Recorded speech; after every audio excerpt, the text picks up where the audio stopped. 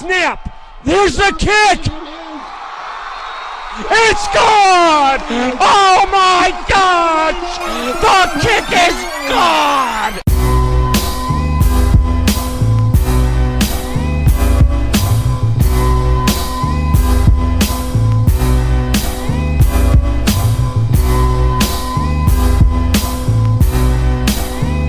Boston Sports Nerds present Joe's Fantasy Field Goal.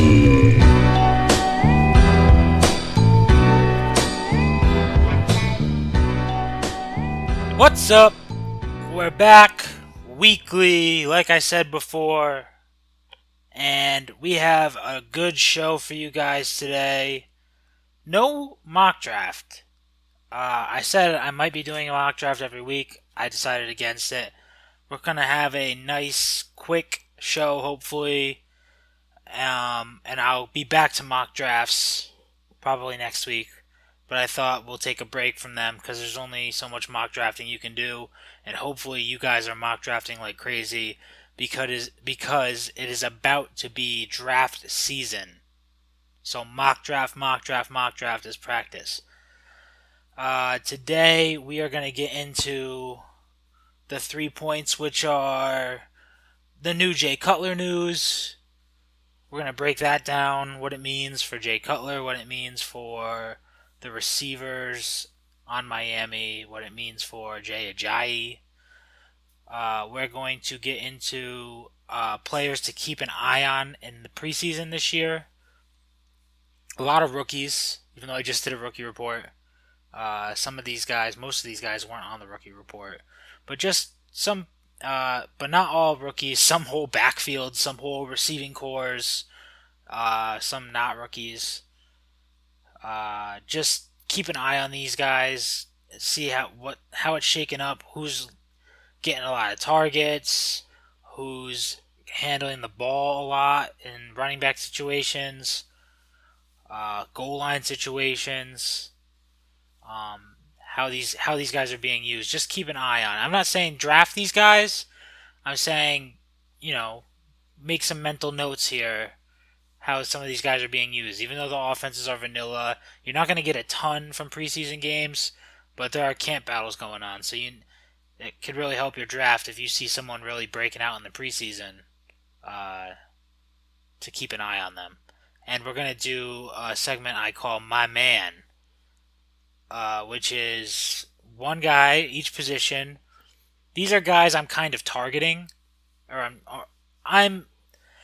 these are guys when I mock draft especially, who I find myself taking a lot on a lot of my teams. Guys that I really like for the upcoming season. They're not all high draft picks. A lot of them are later round picks, but guys that I really am targeting, especially later in these drafts, to add to my team, and a little bit on why I think they're going to be good. But let's get into the first point. I said I'm with it if you with it. Point them out. All right, point one is the Jay Cutler news. We're going to break down some Jay Cutler news. Jay Cutler signed with Miami, which is pretty much the big news here. It doesn't look like Ryan Tannehill is playing this year. He does have a partially torn ACL again. Last time he had a partially torn ACL, he decided to go with the stem cell injections and some rest, and it looks like it's partially torn again, so obviously that didn't work. So he's probably going to get surgery, and Miami signed Jay Cutler to replace him. And what this means for Jay Cutler, what this means for the wide receiver core in Miami with Jarvis Landry and Kenny Stills and Devontae Parker, and what it means for Jay Ajayi and Julius Thomas, the running back and the tight end. So Jay Cutler is probably still not being drafted really in most single quarterback leagues. He might be a decent option as a second quarterback in 2 quarterback leagues if you want to wait on your second quarterback, or as a third quarterback on your bench, because most 2 quarterback leagues have at least 3 quarterbacks on their team. but I'm not expecting him to have a huge impact at a quarterback position. He might be a late quarterback to target, but where certain people are falling in the draft, I doubt even if you're doing the late quarterback thing that Jay Cutler will be on your team. But for the wide receivers, Jarvis Landry is still safe. We saw how Jay Cutler targeted Eddie Royal. Jarvis Landry is pretty much Eddie Royal, but a much better version. And I think he's still safe PPR play. But I do think the vertical passing game with Kenny Stills gets a bump. Not a huge bump, but a bump. Kenny Stills could be a good late round target. It's gonna be tough to decide when to start sit him, because with guys like that, you never really know when they're gonna go off. But I like Kenny Stills more with Jay Cutler there. I like Devontae Parker more with Jay Cutler there. He's big, Devontae Parker. I didn't realize how big he was. He's similar in size to an Alshon Jeffrey. I don't know if he weighs as much. I don't think he does. But he is a pretty big wide receiver. Jay Cutler likes to target his big wide receivers. So I expect the offense to be more downfield throws. I still think Jarvis Landry is safe. But I am giving slight bumps to Devontae Parker and to Kenny Stills.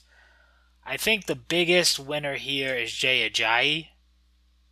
I think because we might see more down the field throws that might free up some room in the box for Jay Ajayi to work.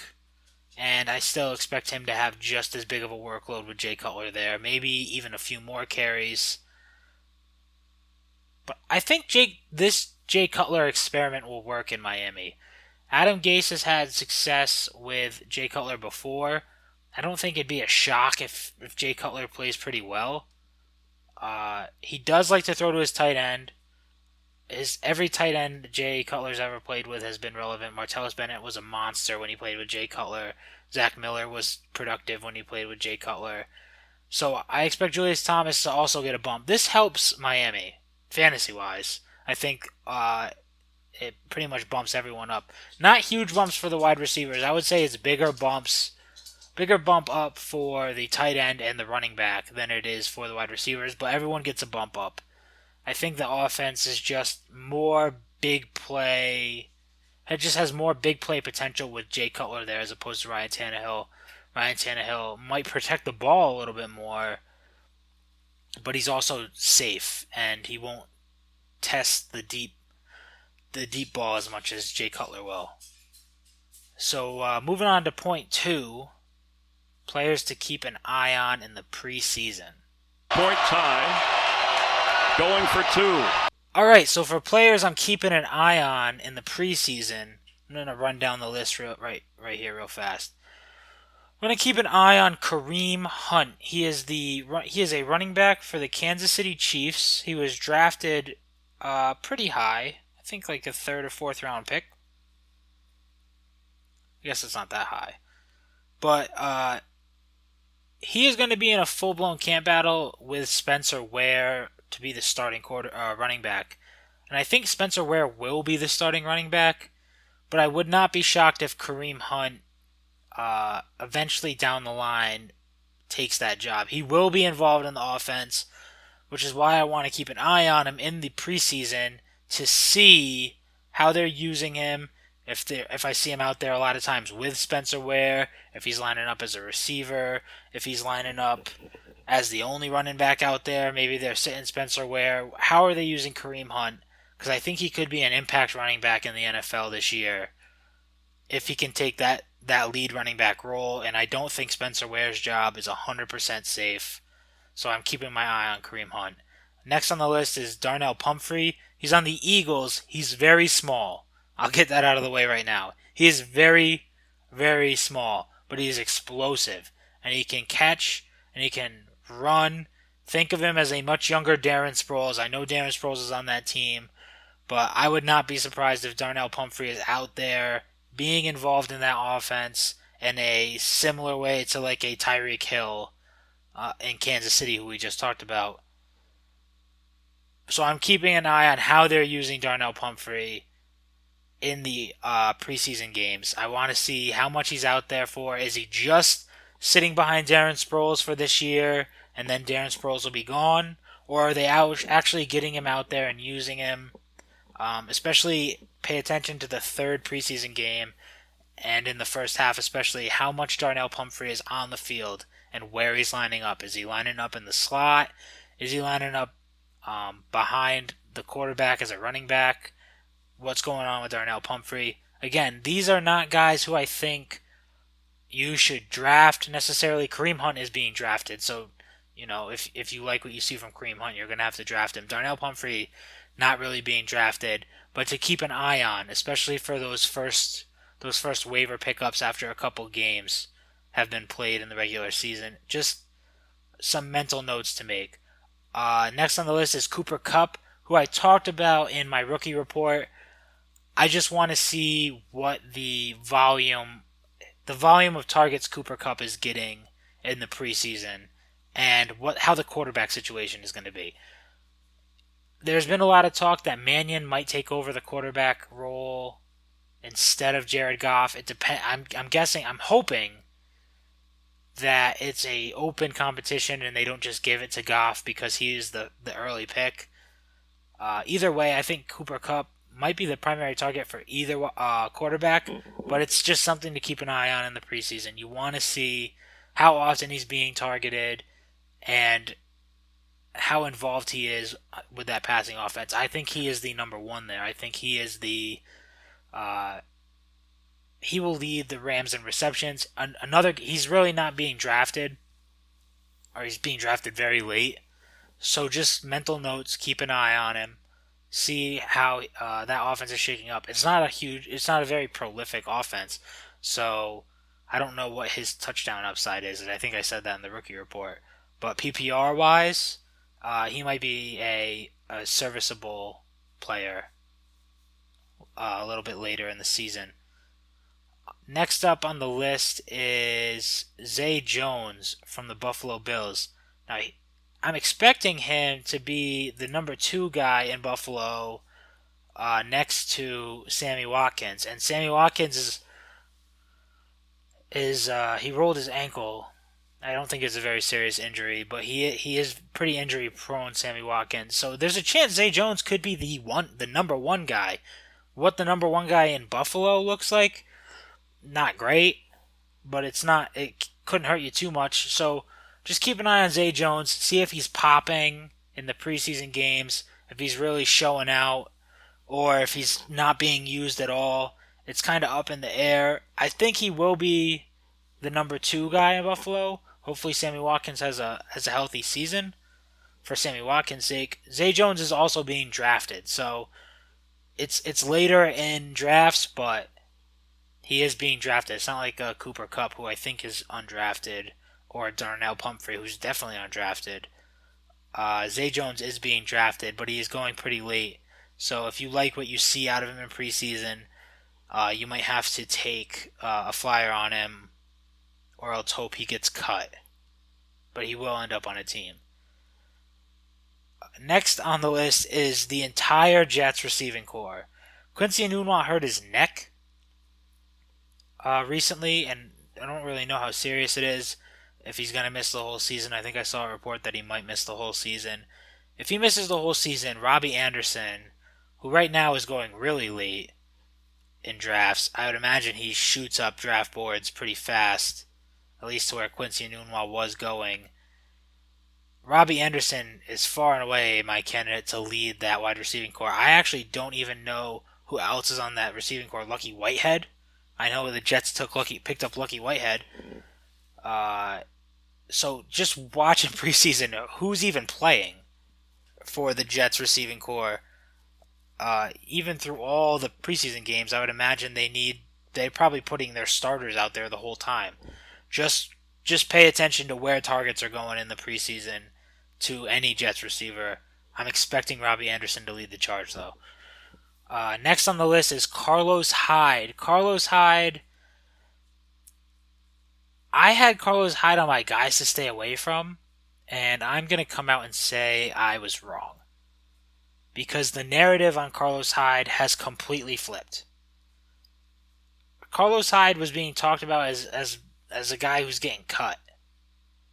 He had the potential to be a guy who was like a surprise cut. And now he's like, all reports are, he's the dude in San Francisco. He's going to be the starting running back. It's his job to lose. Don't worry about Joe Williams. He got off to a slow start, who I was worried about. So just keep an eye on Carlos Hyde. Make sure he keeps with this momentum. Make sure he's not getting hurt. Monitor him, and he could be a very sneaky pickup. He's not going super late. I mean, I think he's going in like the 4th or 5th round. But as a running back 2, Carlos Hyde was nasty last year when he was on the field. He was a running back 1. And if you can get him in the running back 2 territory, it's a steal. So as long as he's full go, keep an eye on him on the preseason. Make sure there's no injuries. Make sure he still looks the best at the running back position for the San Francisco 49ers. And I would draft Carlos Hyde with full confidence. I would not be worried about Joe Williams at all. But he is one to keep an eye on in preseason. And my last one is the running back situation in Green Bay. In Green Bay, Ty Montgomery's the guy. And they have been praising him. All reports have come out and said they think Ty Montgomery is a feature back. He can do everything. They're a little worried about his pass blocking, but they've been working on it. But they trust in Ty Montgomery. They think he can be their starting running back. But they drafted 3 rookies in the draft. So obviously they were worried about running back. Monitor those rookies. I know they have Jamal Williams there, who I really like out of BYU, and I think he has the potential to steal some of those goal line carries away from Ty Montgomery because he is a bigger guy, he is a power runner, and I wouldn't be shocked if Green Bay has been using him on the goal line. But you want to see how they're setting up, who's out there, who's getting a lot of snaps in the preseason, how they're using Ty Montgomery. Is he only getting like 10 to 12 carries? This is where it's hard in preseason because I don't think Ty Montgomery in preseason he's going to get 20 carries in a game, but it doesn't mean he's not going to get 20 carries in the game in the regular season. I personally I think he'll be around the 15, 16 carries per game mark, and I think he'll get his share of passes out of the backfield. I'm really not worried about Ty Montgomery, but it's worth keeping an eye on the situation at running back in Green Bay, especially with Jamal Williams, and seeing what he's doing in the preseason and if he's going to have a role on this team or not, or if he could eat into Ty Montgomery's role. All right, we're going to get on to point 3, and we're going to talk about my man, or my mans, I guess. Puts up the 3. Bang! My man, but like the way Denzel Washington says it. I'm sorry, my man, the way Denzel Washington's. Well, let the record show the witness means my man. All right, guys, let's get into the my man section. And first off, I have a my man, I guess. Let me break it down how I did this. I have a my man who is a guy who I'm targeting in almost all my drafts, who I really like to try and get on my team. Doesn't necessarily mean they're going to be a top flight guy. Like, obviously, you're going to try and get David Johnson on all your teams if you can. You're going to try and get OBJ or Julio Jones or a huge big name running back or receiver. These are guys later down the draft board who I've really been targeting and trying to get in all my drafts. And one of these guys is a guy that is not being drafted, who I'm going to tell you shouldn't draft, but who you should pick up later in the season. But I'm going to start with my quarterback, and you absolutely should draft him just later. And my man at quarterback is Matt Stafford this year. I love Matt Stafford. I liked him last year. I love him this year. It's the same offense. He was an MVP caliber quarterback until he hurt his finger. I think he's going to be an MVP caliber quarterback again. All right, maybe not MVP caliber, but he will be a very good quarterback. He will produce good fantasy numbers, and you can get him very late in drafts. in a 10-team, one-quarterback league, you could probably get him with your last pick. I would not be shocked if you got Matt Stafford with your last pick. 12-team, maybe not. 2-quarterback leagues, it's completely different how they draft quarterbacks. But 10-man, one quarterback, Matt Stafford's going that late, and he shouldn't be. But I'm happy he is, because I will gladly take Matt Stafford in almost all of my leagues as my quarterback with the late quarterback rule, and I will be very, very happy with the value I get out of that. Moving on to my running back. My man at running back, and this has nothing to do with homerism, is Mike Gillislee. I just think the Patriots' power back role is good for about 10 touchdowns. 10 plus touchdowns. The Patriots' power back role is good for. They're going to be in the red zone a lot. That offense is going to be insane this year. And they like to run from the one. And I think Mike Gillislee will be on the field more than LeGarrette Blount. And this doesn't necessarily mean he will get more carries, but I think he will. But he will be on the field more. I think he's going to have a small bit of pass production or receiving production. But he's a better running back than LeGarrette Blount. He averaged over 5 yards a carry. His efficiency in the red zone is through the roof. He had more 20-plus yard runs than like 3/4 of the starting running backs in the NFL last year, and he was a backup. The Buffalo Bills let him slip away for the cheap. New England was incredibly smart to pick him up. I think he's going to be very, very good this year. He might not break 1,000 yards. And I think I'm okay with that, because I think the touchdown production will be there to make up for the fact that he might not break 1,000 yards. But if I'm going to predict his stats, I think he's going to rush for 950 yards and about 13 touchdowns. I honestly think 13 touchdowns is within the realm of possibility for Mike Gillislee. And I just think they're just always going to be in the red zone. And they're going to hand it off to him. They like to run in the red zone when they can. So I'm targeting Mike Gillislee a lot. And I think he's safe. I know a lot of people don't like drafting Patriots running backs because they game plan game by game. And it can be real up and down how often a certain running back is involved in the game plan. But I think Mike Gillislee is safe this year. I just think he's more versatile than LeGarrette Blount, so he can be on the field in more situations. My wide receiver, who is my man, is Pierre Garçon.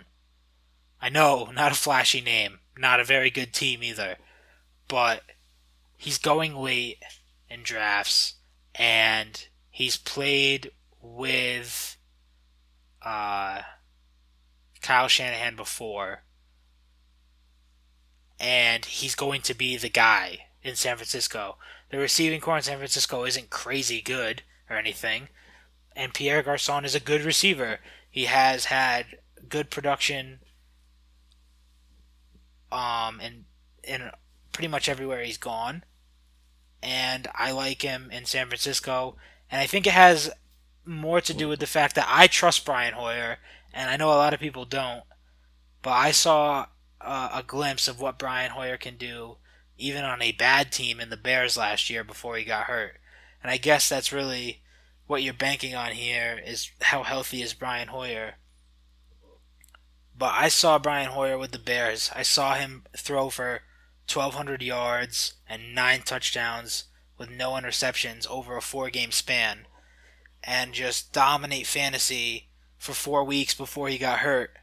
And if he can repeat some of that success in San Francisco, I think Pierre Garçon is the top benefactor of that right there. I think he's going to be the guy that leads the charge in that receiving core. He's going to be Brian Hoyer's favorite target, and I have a lot of confidence in Pierre Garçon this year, and I'm expecting a big season from him. So you could get Pierre Garçon for a really good value I guess it doesn't really matter who the quarterback is. Pierre Garçon is going to be the number one, but it does matter because Brian Hoyer is better than, I don't even know who the other quarterback in San Francisco is, to be honest with you. And I know a lot of people don't trust Brian Hoyer, but I do. So Pierre Garçon is my man at wide receiver this year.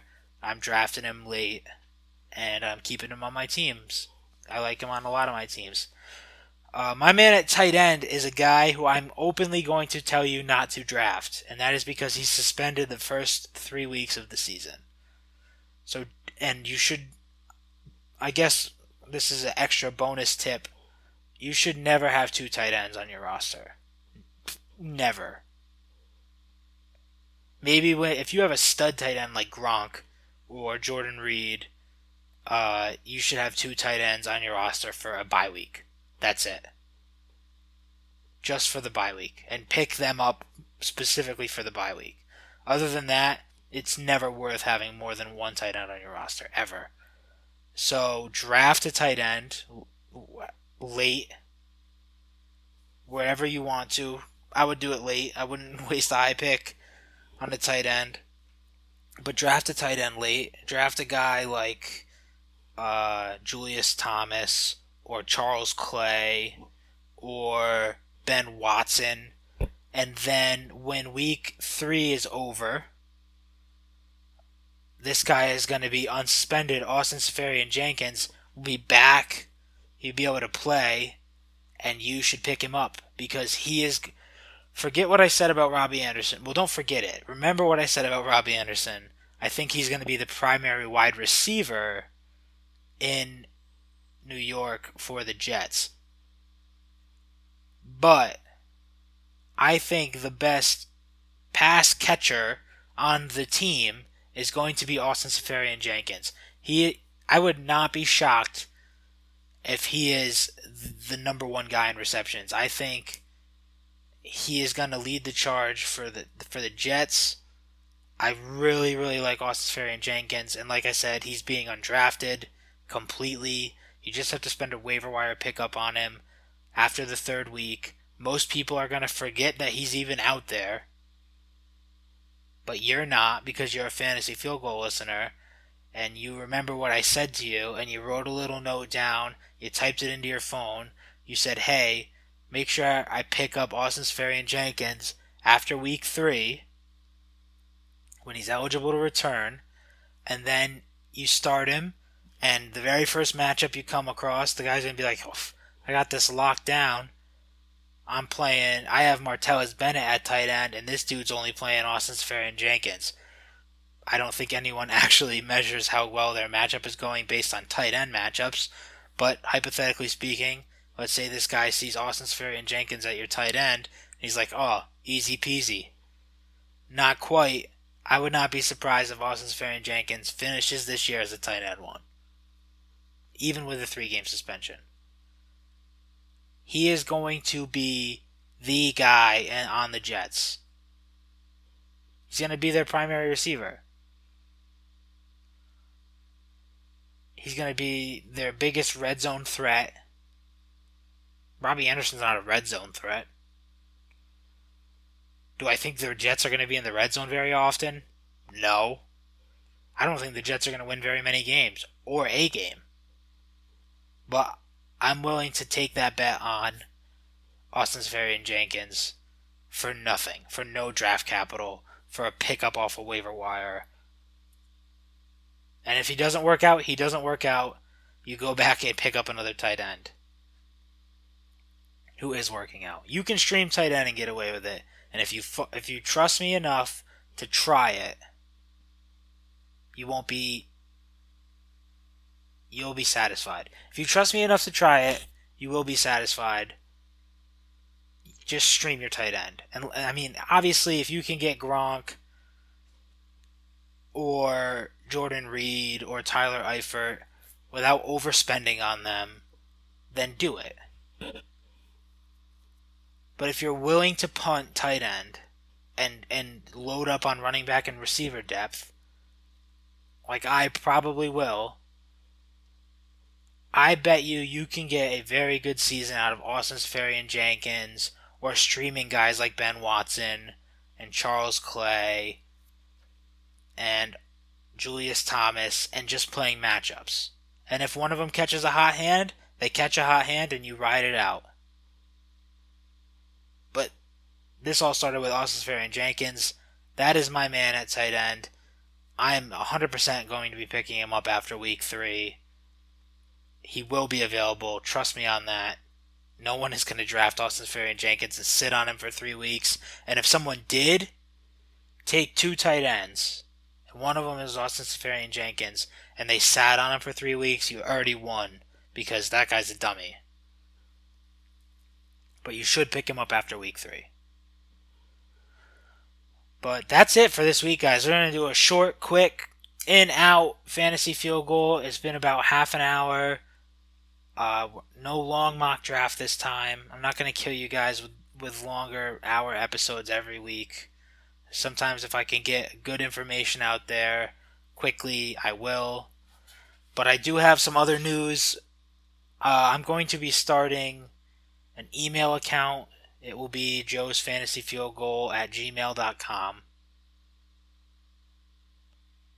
All one thing, obviously. And I'm going to have you guys send in your drafts. Any fantasy field goal listener, any drafts you do as draft season approaches. It's going on right now. Some people are drafting early. We talked about how Aaron drafted on the B.S.N podcast, which if you haven't listened to that, go listen to that.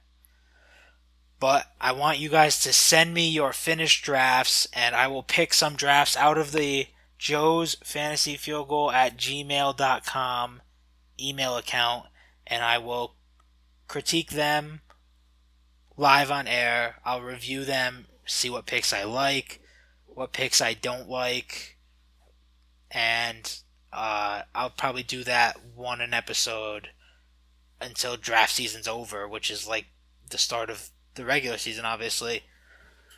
And also, we are going to do the BS Nerds Fantasy Football League. It's going to be a best ball league.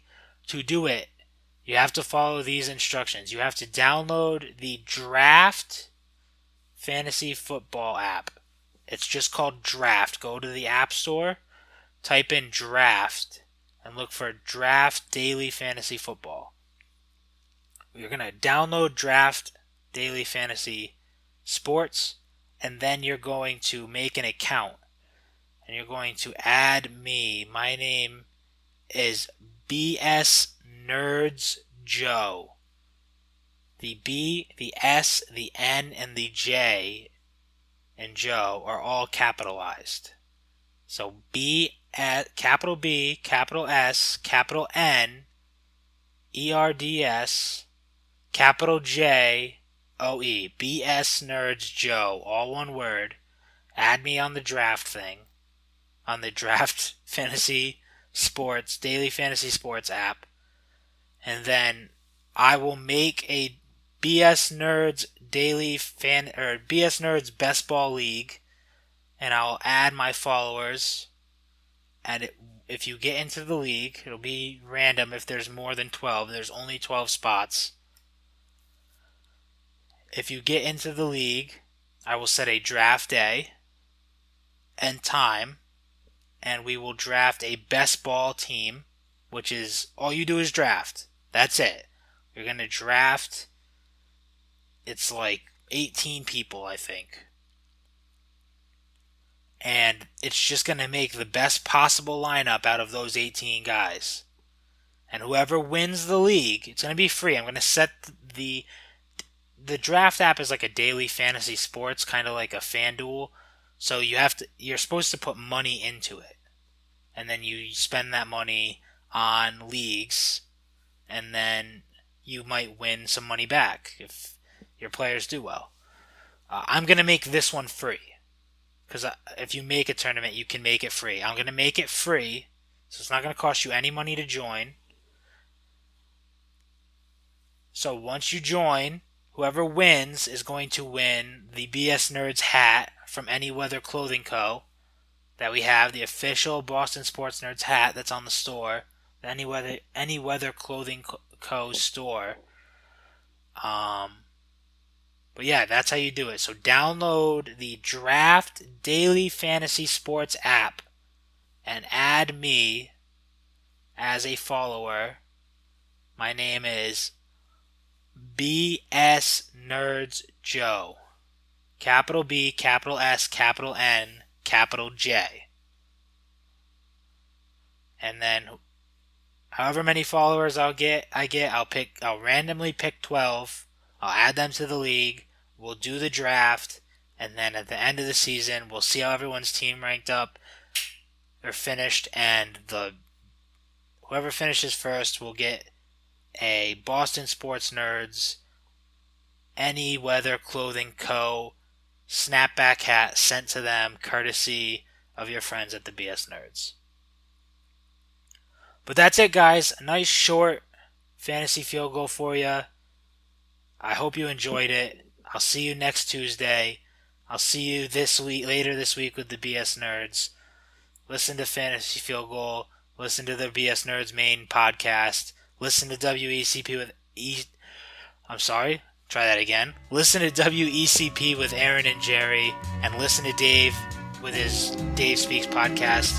However that turns out, whenever he decides to release one, it's going through some reworking, trying to figure out how to make it more consistent with its release schedule. But listen to all of the Boston Sports News podcasts, rate, review, subscribe, and adios amigos.